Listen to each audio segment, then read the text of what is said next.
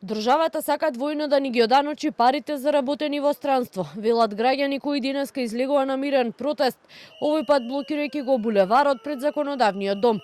Бараат повторно автентично толкување на членот 5 од законот за резидентност и велат нема да се откажат од нивната борба за правда.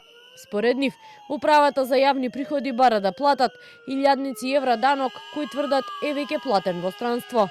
Сите наши фирми што сме работеле таму имаат платен данок во тие држави. Неколку фирми ни доставија доказ изваден од ирачко даночно оделение, така да тој доказ е доставен до УЈП. Имаме одговор од нив дека не е валиден и дека е се уште на разгледување. Имаме луѓе што имаат работено и 21, 22, 23, 24 и 25. Така да кога собереш тоа се многу пари. Заедно со граѓаните кои работеле во базите во Авганистан и Ирак, на протестот присутни беа и дел од студентите кои работеле во странство преку Work and Travel програмата.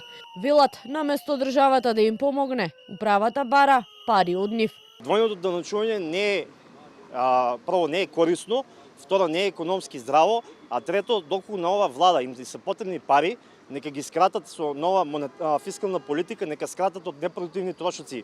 Минатата година се заминати во САД 600 студенти по $10,000, значи тоа се $6 милиони кои се инвестирани вратени во Македонија.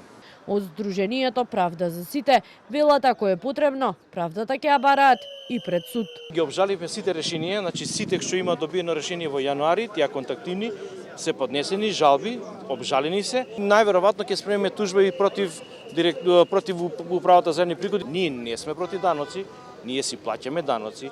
Јас сум од 20 и колегата од 21 година вратени од тие проекти, редовно си ги плаќаме своите даноци.